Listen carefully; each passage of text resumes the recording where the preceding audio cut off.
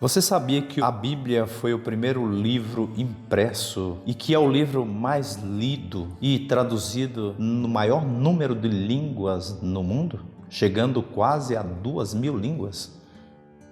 Fique conosco. A minha alma tem sede de vós, como a terra sedenta, ó meu Deus. Alegrai-vos sempre no Senhor. Repito, alegrai-vos. Que a vossa bondade seja conhecida de todos. Não vos inquieteis com nada, mas apresentai a Deus todas as vossas preocupações, através de súplicas, orações e ação de graças.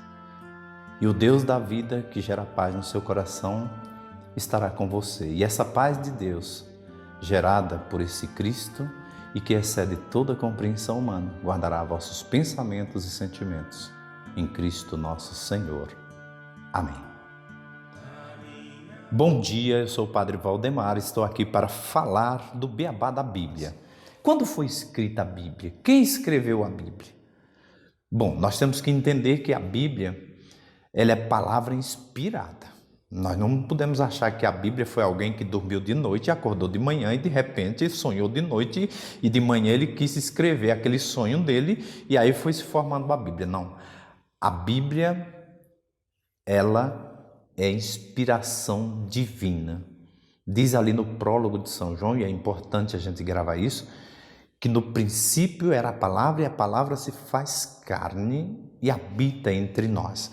Então, Deus inspira os escritores bíblicos, que nós chamamos de hagiógrafos. Os escritores bíblicos, eles são inspirados por Deus. E num primeiro momento foi sendo passada verbalmente, chama-se a tradição oral da Bíblia.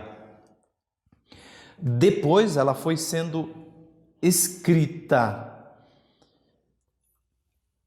parte por parte. Por que eu estou falando isso? Porque tem gente que pensa que alguém sentou e escreveu a Bíblia logo no início de uma vez só. Não.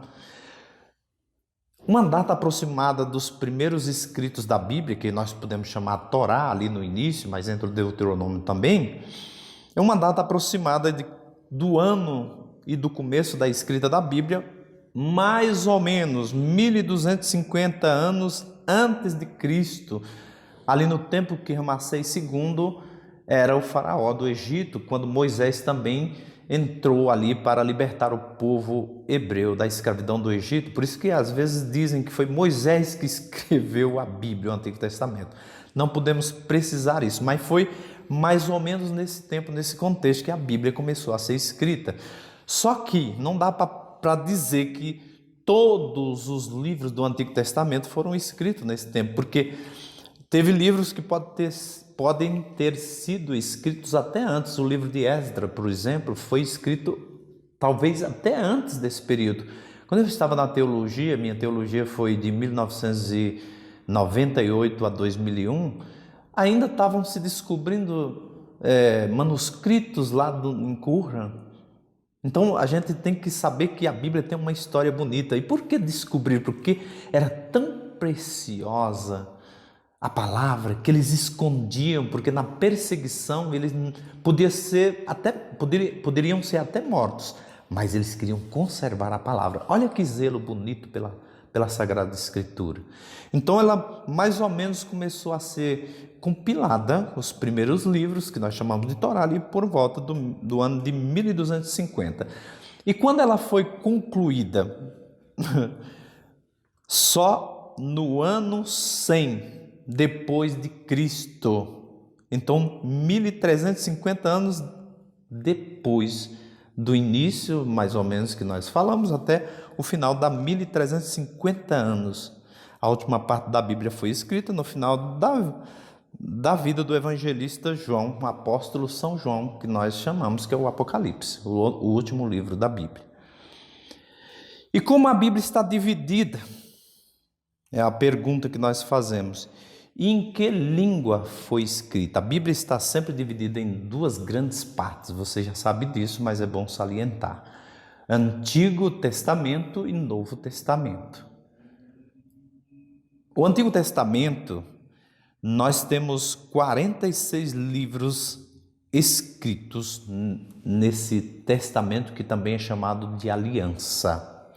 46 livros para nós católicos, porque para os nossos irmãos protestantes só são 39 lá no Antigo Testamento, porque os livros que eram escritos em língua grega, eles não consideraram livros dentro desse cânon. Para nós católicos, e por isso que a Bíblia de católica é diferente, que alguém diz, não, a Bíblia católica é a mesma coisa da Bíblia. Não, não é. A Bíblia católica tem 46 livros no Antigo Testamento e no Novo Testamento nós temos 27 livros, somando 73 livros. Por isso, reforço, não dá para ler a Bíblia como se fosse um livro só, meus amados.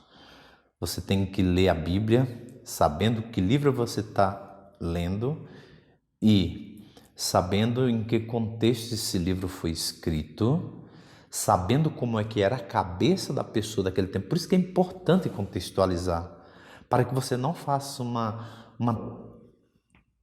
tradução literal da Bíblia. Tem que levar em consideração sempre o contexto. Depois você atualiza, depois você dá a mensagem. E importante, não dá para ler a Bíblia sem antes fazer uma oração ao Espírito Santo. Meus irmãos, tem que sentar, pedir as luzes do Espírito Santo, achar um lugar tranquilo, porque o mesmo Espírito que inspirou a palavra é que vai dar inspiração para que você possa entender essa palavra e traduzir para a vida, porque não basta só ler, meus queridos, é importante traduzir para a vida essa palavra. Ainda que você lê só um versículo, mas se esse versículo se traduz ou se torna vida na sua vida, você vai gerar vida a partir dessa palavra para o mundo. É importante isso. Então, Antigo e Novo Testamento, que significa Antiga Aliança e Nova Aliança. A Antiga Aliança está preparando a Nova Aliança, que é Jesus. A Antiga Aliança está pautada nos 10 mandamentos. É a aliança que Moisés recebeu no Monte Sinai. Os 10 mandamentos.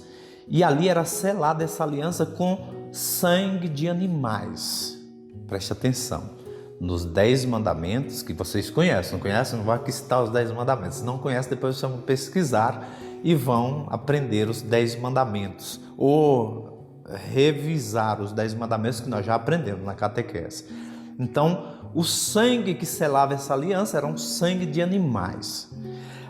A nova aliança, que é Jesus Cristo que se encarna, ele também tem um mandamento novo. Essa nova aliança deu um mandamento novo. Agora, não escrito em tábuas de pedra, como era a aliança antiga, mas agora escrita no nosso coração, na nossa alma, no nosso espírito. Agora a nova aliança está impressa em nosso coração. Que coisa linda!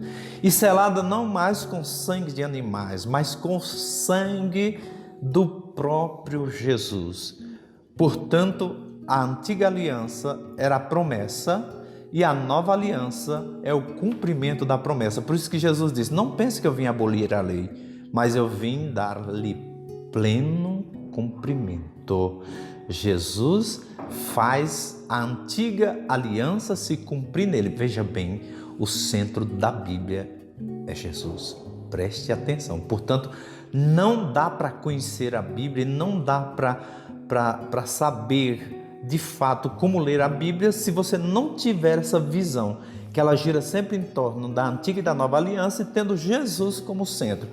Toda a antiga aliança prepara a vinda de Jesus e toda a nova aliança, ela fala do próprio Jesus encarnado, que vem para dar a vida, selar essa aliança de amor com seus filhos e filhas. O centro da Bíblia é Jesus. Portanto, não dá para ficar lendo só o Antigo Testamento e não dá para ficar lendo só o Novo Testamento. Para entender a Bíblia e para chegar nesse centro que é Jesus, precisamos ler os dois testamentos. Então, meus irmãos, é importante conhecer isso para que a gente tenha gosto de lidar com a palavra de Deus. Que essa palavra não fique só na superficialidade e nem seja só um instrumento de estudo, mas seja, de fato, um manual que oriente nossa vida para o próprio Deus. É o nosso manual que nos orienta para a meta final, que é o céu. Nós todos queremos o céu, não queremos? Queremos. E a Bíblia, lida e meditada, gera vida e esperança para que nós possamos caminhar rumo à nossa meta. Que essa palavra se torne vida na sua vida e que você possa gerar essa vida como Maria para o mundo. O mundo precisa disso, meu irmão. E que Deus te abençoe. Em nome do Pai, do Filho e do Espírito Santo. Amém.